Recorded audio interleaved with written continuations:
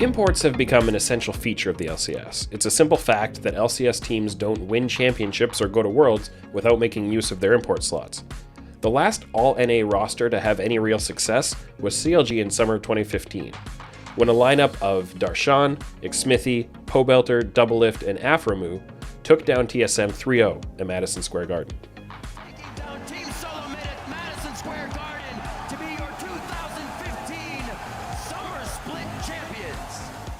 None of the LCS teams made top 8 at Worlds that year, and CLG imported Huhi for 2016, which helped them win another LCS trophy in the spring split, and also led to an appearance in the MSI finals.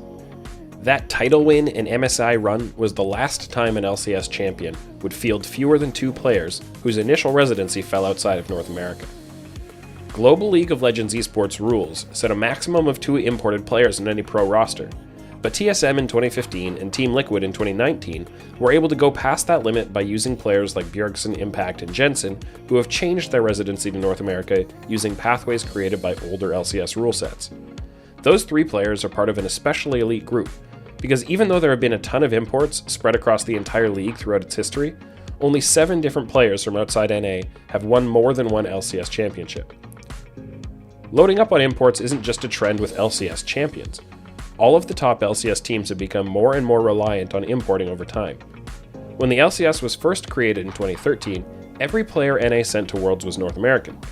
2014 was a weird year, with the arrival of LMQ and their all-Chinese roster, which helped prompt the creation of the import limits in the first place. But since then, the presence of North American talent in NA's top 3 teams has steadily declined. Last year, fewer than half of the players the LCS sent to Worlds were North American. That was possible because 4 of those 9 non-NA players had gained North American residency. This year, with more Oceanic talent around and more players gaining NA residency, there's a good chance only 3 or 4 of NA's representatives will be North American.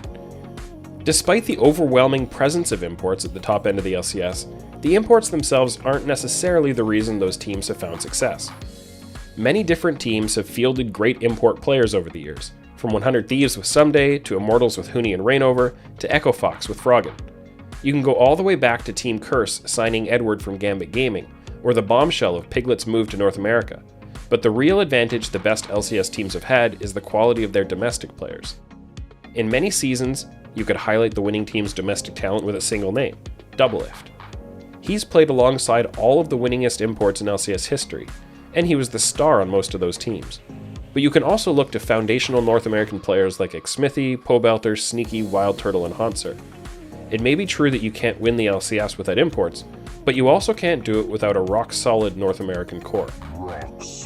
You can cheat that blueprint somewhat by building around domesticated players like BJERGSEN, Impact, and JENSEN, but even though that strategy has led to domestic success in recent years, it hasn't been helping NA do any better internationally. The more the LCS has leaned on imported and domesticated talent, the less it has managed to achieve in international tournaments. And since LCS rule changes have made it far more difficult to change residency now, the strategy of domesticating strong imports isn't sustainable anyways.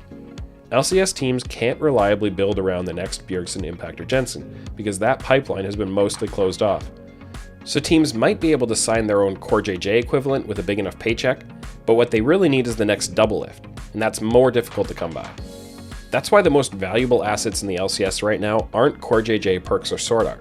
They're players like Blabber, Spica, and Tactical. There's nothing inherently better about using more North American players, other than a sense of home region pride. This isn't about disliking European or Korean players.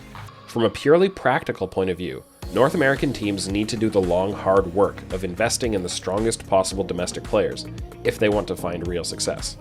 It's either that, or try to convince the entire global League of Legends ecosystem to make a policy change that would harm some other regions while pretty much only benefiting North America. And I know which of those approaches sounds more reasonable and sustainable to me. You know, oftentimes people accuse me of seeming a little too stiff in these interviews, just not having enough animation, and I just don't get where people get it from, It's just, I put a lot of energy into these things, and so when people just accuse me of staring vacantly, I'm very confused. Regardless, you should go check out Alienware. You can go find them at alienware.com/Travis. There's a link in the video description below. You can use Travis10 off to save 10% off your order. We thank Alienware so much for supporting my ability to make really stupid outros like this one.